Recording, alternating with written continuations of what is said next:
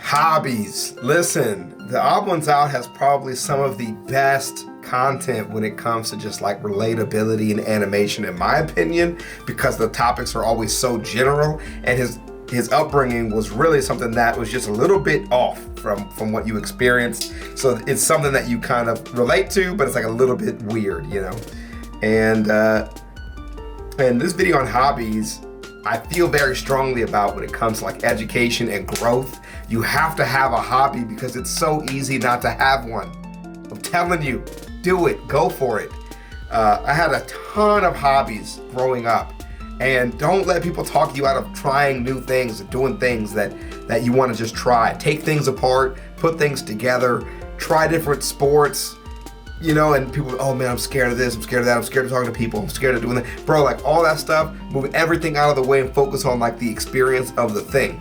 You know what I mean? Because time is of the essence when it comes to expressing yourself through hobbies, man. You gotta, do not be afraid. It is so easy to just get caught up in what you do and don't do, what you do and don't like, and you're constantly reinforcing that through like social media and, you know, your interactions online, who you think you are, who you're growing up to be, all that stuff. Just like it actually does reinforce like what you are willing to experience and the anxiety you experience when you go to try new things. And it's really important to teach yourself to not be scared, to try new things and to keep learning. You know, my wife is very headstrong. You guys see her on the channel. She's lovable. She's great.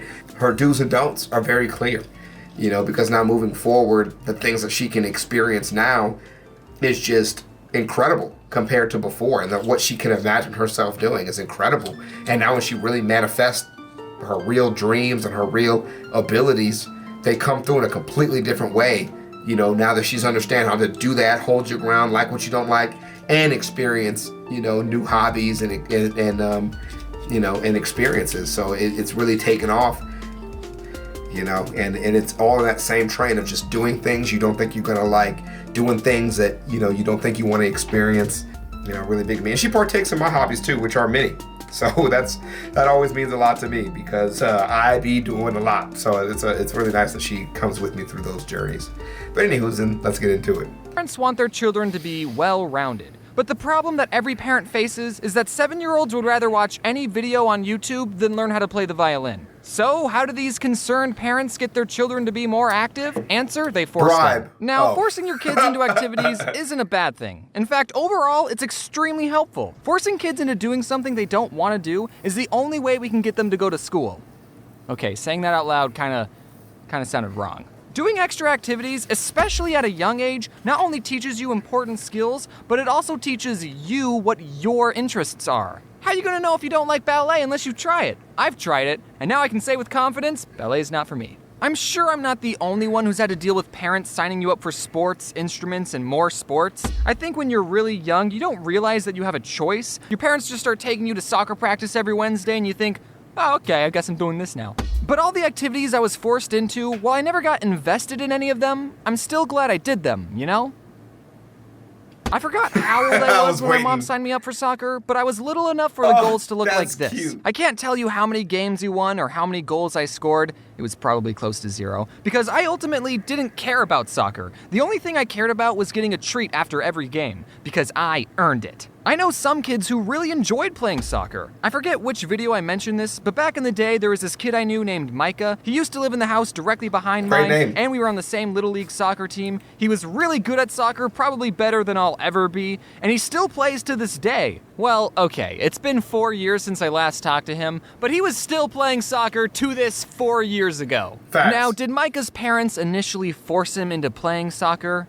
Probably, I didn't ask. But if his parents never forced him into it, he would have never known how good he was at the game and how much he enjoyed it. But that's enough about Micah. This is my channel. Yeah. I don't remember how I stopped playing soccer. I just stopped showing up to the practices one year, and then I never played again. And then my mom put me into Boy Scouts, and that was a lot better because it wasn't competitive and camping is awesome, and I made some dumb videos about it. So it was a return investment. Another activity my mom put me in was this martial art class called aikido. I'm honestly surprised I've gotten 107 videos without mentioning aikido once. probably because it was boring and nothing interesting happened. My mom put me and my twin sister into aikido, and we both agreed that it was boring and we didn't like it, so we decided not to remind my mom whenever she had to take us to class, and surprisingly, she forgot most of the time. Okay, look, whenever the sensei was talking, we had to sit on our knees, and that gets uncomfortable after 2 seconds. What is aikido, I hear you asking? Aikido is a Thing. special form of martial arts in that it doesn't teach you how to fight. Right. Aikido is all about self-defense and to also not hurt the attacker. You know those self-defense techniques that are like, if someone tries to attack you, use your keys as a knife and stab them. In the face, hit them in the eyes, break down their whole body of bones, and then feast on them in front of their family while screaming. Ah! It's not like that at all. It was not that. An aikido master will take an attacker's arm, spin them around, and then pin them down to the floor. Now that sounds really cool on rice paper, like if someone goes to attack you, and then you block their punch and pin them to the ground, and you just give them a look like, you want to take me on, kid? I've already got you pinned down. Now I'm not going to hurt you because I'm that powerful. But if you ever attempt to attack me or my clan ever again, I will be forced to use 10% of my power and break your spine in half. Except you don't know how to do that last part. And I think my mom saw that aikido was non-violent and taught self-defense, and she thought it was a better activity than learning how to kick someone in the face. But after doing some research on aikido, I've learned that it's not really, what's the right word? Real? Respected in the martial art community. Real. There's a lot of people saying that the techniques of aikido don't work against a real attack, and that if someone's really attacking you, you can't reasonably pin them down without hurting them. So it's probably a better idea to just punch back. And some people who are in aikido think that their style of fighting is more civil and the more eloquent way of fighting, or non-fighting. It's very political and weird, and that's mostly what the issue is with it. And I know some aikido masters, by the way, and we have the same conversation. So all the people out there that are in aikido or have taken aikido and believe in aikido and like coming at my neck like I don't know what I'm talking about, I've been in the fighting community for like 15 years. We are deep in it. It's okay. You need to relax because I'm not really picking sides, except I am, and that's my choice. I can do that. So there's a tad bit of elitism in the martial art community. Absolutely. Now, surprisingly, I've never been in a real fight, so I can't really comment on what the more effective martial art is. This shit. I'm sure different situations call for different responses, but I don't think I'm wrong when I say that aikido is the vegans of martial arts. After aikido, the next thing I was forced to learn was an instrument. My parents didn't force me to do this, it was the American education system that did. In 5th and 6th grade, everyone had to take a band class, and we all chose different instruments to play, and I went with the flute. And as soon as I was given the flute, I traded it with Priscilla, who chose percussion, and that's what I did for the next 2 years. Compared to the rest of the instruments, percussion was very easy on my lungs. And it was okay if we were bad at the instrument because we were in the very back. The first set of songs we learned was on this metal xylophone thing, but I think the teacher thought everyone was so bad at that instrument that the rest of the songs we learned was on this drum. Just one drum, it looked like this. So while everyone else had to learn face and every good boy deserves fudge and whatever these lines connecting the notes mean, we cool kids in the back only had to memorize 3 notes. A hit on the drum, a hit on the side of the drum, and not hitting the drum. Now those are my favorite notes. Drums are so great, nothing beats the drums. Cute. Drums are easy. So my parents tried to get me to do extra activities, but I never did more than what I was told to do. But that's okay. You should at least try new things, and if it's not something you enjoy, well, at least you tried. Yeah. Now with all the... Basically, yes. Because when you find something you like, you're gonna keep doing it regardless of what they tell you to do. What people really need, honestly, like, is good basic instruction, right? And then freedom. You get them to do, you're doing what you're supposed to do.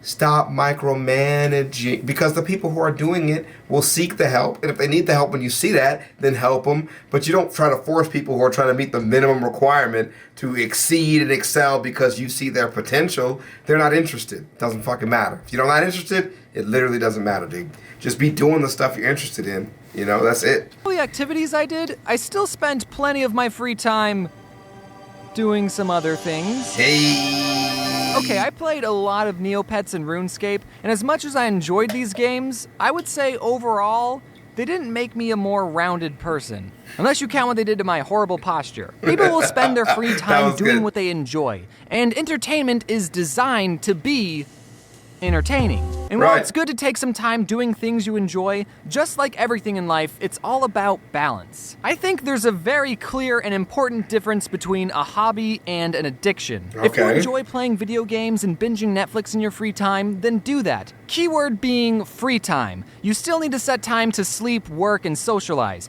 And take showers. If I can smell that you were just binging a show, then that's gotta change. While I was working on this video, I wondered why it was more acceptable to be good at chess than it was World of Warcraft, because at its core, chess and Warcraft are the same thing.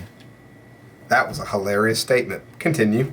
A game. But if you spend all your time playing one of these games and it gets in the way of you being a functional human being, that's when it becomes an addiction. And I would bet you one crisp dollar bill that more people have gotten addicted to Warcraft than chess. And that's why I believe there's a bad stigma with that game. Also, I don't know how WoW works, but I know in chess you need to have at least one friend. If I could go back in time, I would tell my younger self to not play Neopets and RuneScape as much as I did. I would have told me, hey, you should try out other things too, like rollerblading or the flute. Youth is the best time to learn what you love and where your passions lie. That's so true. You kids have no bills, no expectations, you're not tired all the time, and everyone's telling you to follow your dreams. But not me, I'm 22. My life is practically over. I can't choose any more hobbies. I wasted my childhood. I'm not saying don't play video games or don't watch YouTube. I understand that my main demographic is people who watch YouTube. But like I said before, it's all about the balance. Trademark. So go out there, try new things, join a club, go on a walk, draw something. I'm biased, but make a comic, write a short story, find a recipe online and cook something. Or read a book. Cooking. Oh Take my breaks, God. yes, but oh my God. Never stop learning. Bro, when me and my sister discovered cooking, we destroyed our kitchen. Destroyed it. And when you're an adult, you can force your children to learn too. Happy 2019. Hey, man. Dude, so good, bro. Like, what I find normally in the community, which is, again, just like him saying it's ironic, telling people not to watch YouTube as much when he makes YouTube vids. It's kind of ironic because I'm telling you to communicate more rather than being talked to. Right? Which is ironic because you cannot talk to me right now, but you can leave a comment, which is good. But I think that one of the biggest issues regarding these kind of things is when a kid is like super young, everybody understands you gotta kind of force them to do stuff and guide them around or whatever. That's fine, because cartoons are way too addicting, straight up, because even as an adult, I will stop at Gumball. I will watch it. I will stop at Bob's Burgers still, as an adult, right? But as a kid gets older, you spend the rest of the time, like between like 8 and fucking 16, 17 in a lot of areas, where you are pretty capable of explaining what you do and don't like. You are pretty capable of explaining the kind of things that you enjoy in the direction you can go. And you spend way more time being told what you like and what you can do and can't do, without any real ability to be heard.